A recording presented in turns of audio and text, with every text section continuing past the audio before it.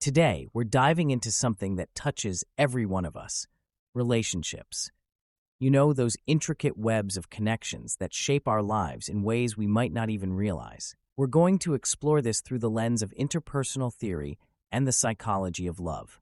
It's fascinating how these frameworks help us understand the importance of social interactions and emotional connections in shaping who we are. Oh, wow, that sounds intriguing.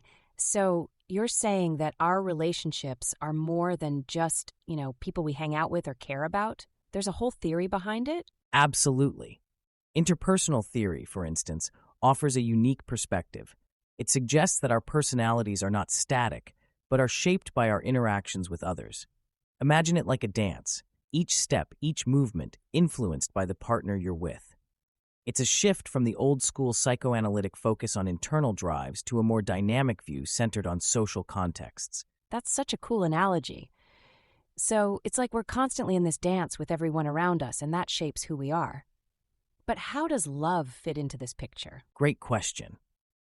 The psychology of love delves into the components that make up romantic relationships: attachment, caring, intimacy. It's like building a house. Each element supports the other, creating a structure that could stand life's storms. Studies have shown that these elements not only enhance our mental health, but also our overall well-being. So it's not just about feeling good in a relationship, but it actually impacts our health? That's pretty powerful. Does this mean that if we're in a healthy relationship, we're likely to live longer or something? Exactly. Research indicates that individuals in stable, high-quality romantic relationships tend to live longer and have lower mortality rates. It's like having a safety net that catches you when you fall, providing emotional support and reducing stress. Wow, that's incredible. It's like relationships are this secret ingredient to a longer, happier life. But what about the relationships that aren't so great? How do they fit into this theory? That's where it gets interesting. Interpersonal theory also examines the impact of strained relationships, like those between fathers and sons, and how they can affect our mental health. It's about understanding the dynamics at play and finding ways to heal and grow from those experiences. So even the tough relationships have something to teach us. It's like every interaction, good or bad, is a piece of the puzzle that makes us who we are. I can't wait to learn more about how all these pieces fit together. Let's dive into the foundations of interpersonal theory, which was pioneered by Harry Stack Sullivan. Now, Sullivan was a fascinating character. Born in 1892, he was the first American to develop a comprehensive theory of personality.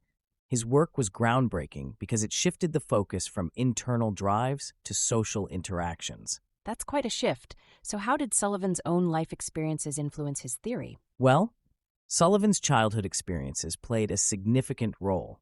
He had a close friendship with a 13-year-old boy when he was just 8, which profoundly impacted his understanding of human connections.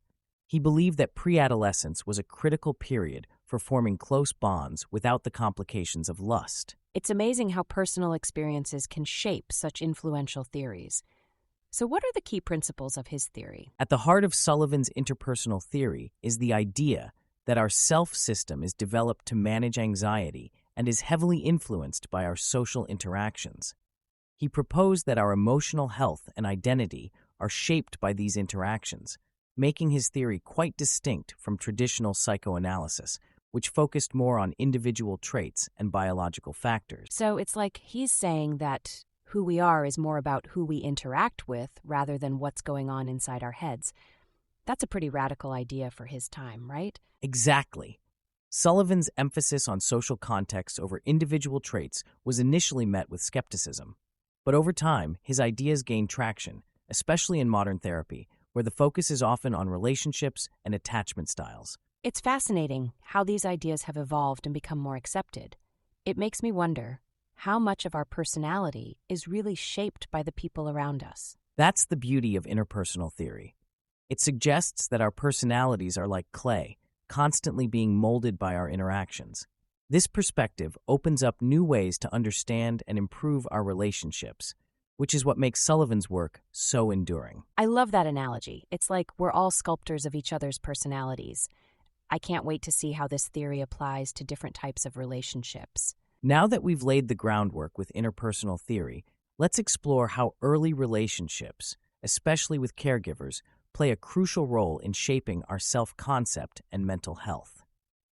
Sullivan believed that these early interactions are foundational in forming our identity. That makes sense. I mean, when you're a kid, your parents or caregivers are like your whole world, right? So, how do these early relationships shape who we become? Exactly. Sullivan introduced the concepts of good me, bad me, and not me to explain this. These are parts of the self-system that develop based on our interactions. Good me represents the aspects of ourselves that are positively reinforced by caregivers, while bad me encompasses the parts that are met with disapproval or punishment. And what about not me? That sounds a bit mysterious. Not me is fascinating. It includes the parts of ourselves that are so anxiety-provoking that we dissociate from them. It's like when a child experiences something overwhelming, they might push it away, almost as if saying, "That's not me." This can have a profound impact on identity formation and mental health. Wow, that's deep. So these concepts are like the building blocks of our identity, shaped by how our caregivers respond to us. Precisely.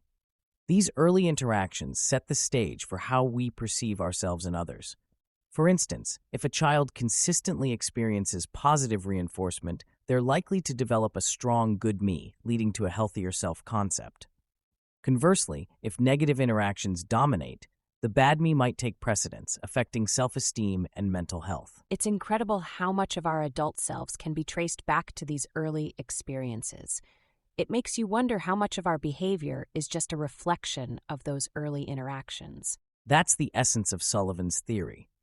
By understanding these dynamics, we can better navigate our relationships and work towards healing any negative patterns that might have formed.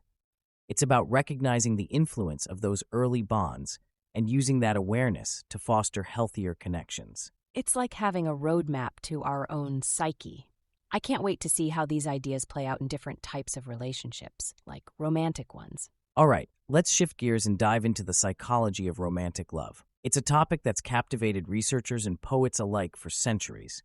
At its core, romantic love is built on three main components: attachment, caring, and intimacy. Those sound like the ingredients for a perfect relationship recipe. How do these components actually benefit our mental health and well-being? Great question. Attachment provides a sense of security and comfort, which is crucial for emotional stability. Caring involves the genuine concern for a partner's well-being, fostering a nurturing environment. Intimacy, on the other hand, allows for deep emotional connections, which can enhance life satisfaction and reduce feelings of loneliness. It's like each component is a pillar holding up the structure of a healthy relationship. But what about attachment styles? I've heard they can really influence how we connect with others. Absolutely. Recent studies have shown that romantic attachment styles, secure, anxious, and avoidant, play a significant role in how we regulate emotions and navigate relationship dynamics. For instance, individuals with a secure attachment style tend to have healthier relationships because they can balance intimacy and independence. And what about those with anxious or avoidant styles? How do they fit into this picture? Those with an anxious attachment style often crave closeness but fear abandonment, which can lead to emotional highs and lows. Avoidant individuals, on the other hand, might struggle with intimacy and prefer to maintain emotional distance. Both styles can create challenges in relationships, but understanding them can lead to better emotional regulation and communication. It's fascinating how these styles can shape our interactions. It's like having a blueprint for understanding why we act the way we do in relationships. Exactly. By recognizing our own attachment style and that of our partner, we can work towards healthier dynamics. It's about creating a balance where both partners feel valued and understood, ultimately enhancing mental health and well-being. I love how these insights give us tools to improve our relationships. It's like having a guidebook for love. Now, let's delve into a topic that can be quite complex and emotional: strained father-son relationships. These relationships can leave lasting psychological impacts, but there's also potential for healing and resolution, often through therapy. It's such a sensitive subject. I imagine these strained relationships can really affect a person's sense of self and their interactions with others. Absolutely. A strained relationship with a father can lead to feelings of inadequacy, low self-esteem, and even issues with authority figures. It's like carrying a shadow that influences various aspects of life, from personal relationships to career choices. That sounds heavy. But how does therapy help in these situations? Can it really make a difference?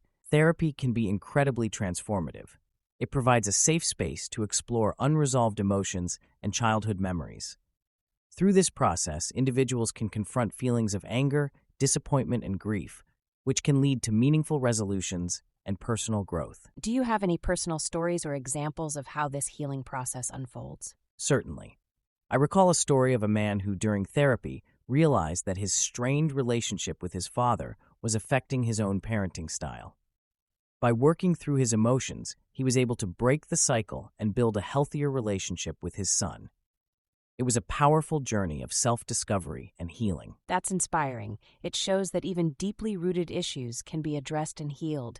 It's like finding light at the end of a long tunnel. Exactly.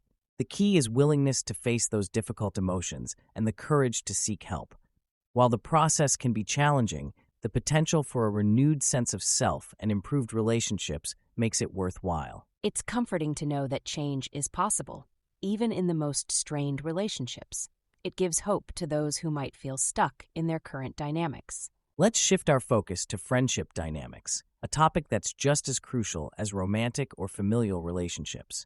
Friendships go through various phases: formation, maintenance, and sometimes dissolution. Friendships are such an integral part of life. So, how do these phases play out, and what keeps friendships strong over time? Friendship formation often begins with similarity. We tend to gravitate towards people who share our interests, values, or backgrounds.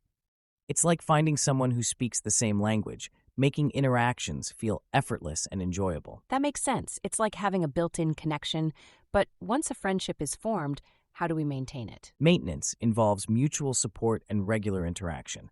Sharing experiences, offering advice, and being there for each other during tough times are key. It's about nurturing the bond and ensuring both parties feel valued and supported. And what about conflict? I imagine disagreements can either make or break a friendship. Interestingly, conflict can actually strengthen friendships. When friends navigate disagreements successfully, it often leads to greater trust and understanding. It's like weathering a storm together and coming out stronger on the other side. That's a refreshing perspective. But why do some friendships dissolve over time? Friendships may dissolve due to changes in circumstances, such as moving away or evolving interests. Sometimes, unresolved conflicts or a lack of mutual effort can also lead to a gradual fading of the bond. It's a natural part of life, but it can be difficult to navigate. It's like a delicate dance, isn't it? Balancing similarities, support, and handling conflicts. It makes you appreciate the friendships that stand the test of time even more. Absolutely. Understanding these dynamics can help us cherish and sustain the friendships that truly matter, while also recognizing when it's time to let go.